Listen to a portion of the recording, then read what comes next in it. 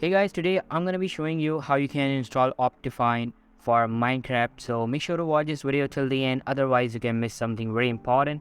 And let's jump right into it.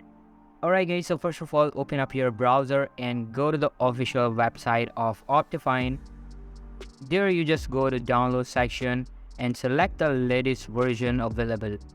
Then click on download. It will redirect you to some website, but just wait for a few seconds and click on skip. Now you have downloaded Optifine.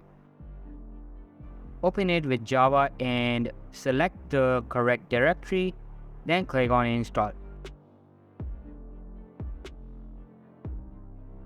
And to use it, simply select Optifine profile in the Minecraft launcher, and here you go. This is how you can install Optifine in Minecraft.